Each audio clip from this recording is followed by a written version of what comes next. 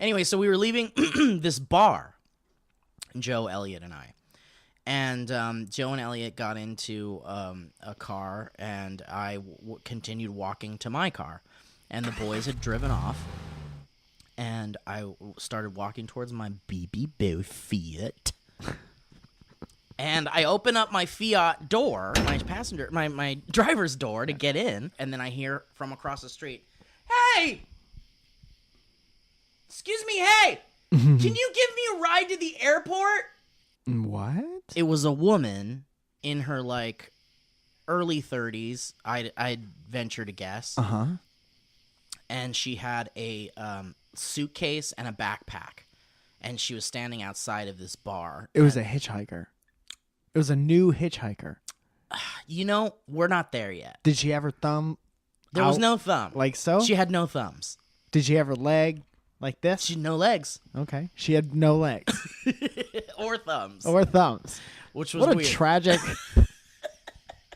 Okay.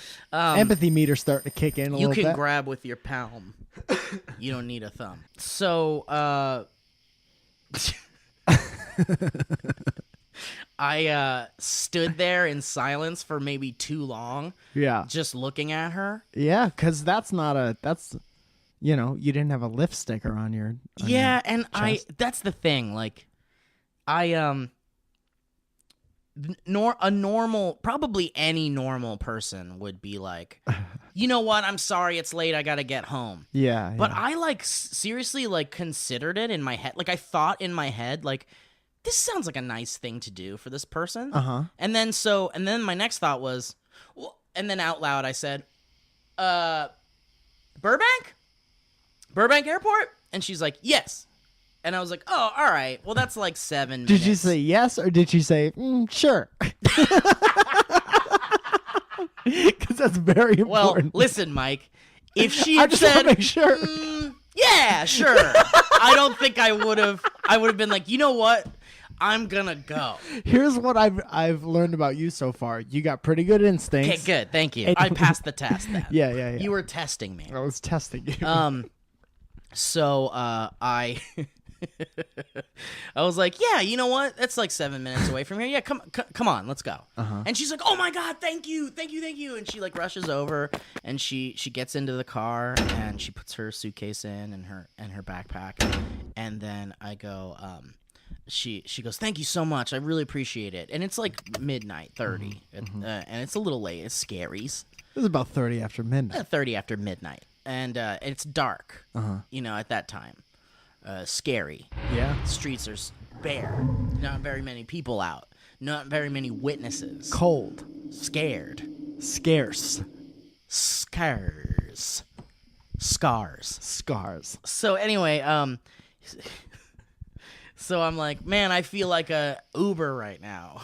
As a joke, I was like, I totally feel like an Uber. This must be what it feels like to be an Uber driver. And she's like, oh.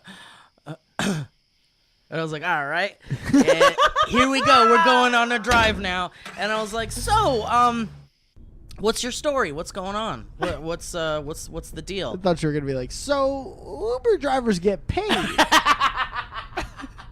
Maybe that's why she didn't laugh, because she Yeah. was like, if I acknowledge that this is what it's like being in an Yeah. Uber, Yeah. then I'm gonna have to give. What this if she guy was money. like, you're more like somebody who picked up a hitchhiker? Well, here's the thing. I said, what's your deal? What's the story? And she said, well, you know, I'm from Seattle. I live in Seattle.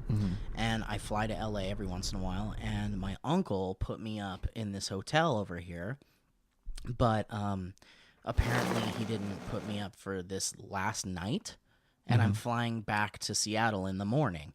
She's like, so I was in this hotel and they like called security and it got real weird. And she's like, and the cops were like watching me from like across the street. And she's like, so I'm so happy you picked me up because the cops were like totally watching me. And I was like, oh no. Oh no. I'm gonna feel what it's like to be stabbed tonight.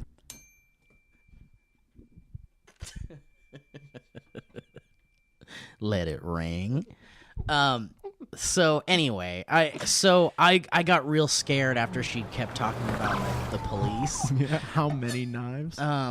and I was like, I'm gonna feel a hot knife enter my side. Oh God. Like I thought the worst. I thought the worst. I really did. I was like, I thought about like I'm gonna need to crash my car like in the movies into a tree. Oh shit. Well, good thinking. Right? Like, and that'll disorient. Yeah, like, but you do that after you get stabbed. What do you do? Well, you do that when you feel stabbing is imminent. Yeah. Imminent Stabbing is my favorite Who album.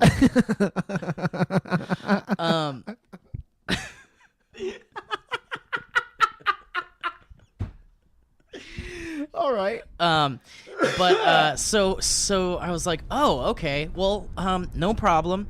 What do you do? And she's like, I stab people. I'm a knife salesman.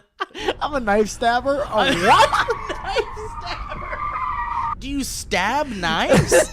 Well, you know, when we're testing out these knives, you gotta see what they're resistant to. And sometimes the only thing in the room is another knife. It's another knife. Did you know that 3 out of 5 knives can stab through other knives? Anyway, what was your question? What if by magic you could actually stab a knife through the knife blade of That's another the only knife? thing that stabs it. Yeah. So what does she do? So she's a accountant.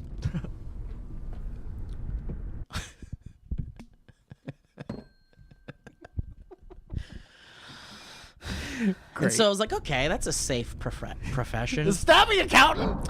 And I was like, man, I am so bad at stabbing accountant. An accountant with knives! For a knife factory.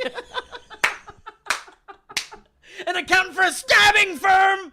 I keep track of how many people I stabbed.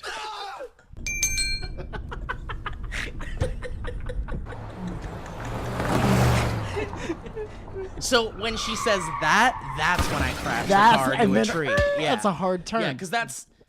I feel like knives at the ready for knife salesman or knife company. Because, like, the reveal is knife company. It's a thrusting reveal. Yeah, you just have to be ready for that reveal. This has been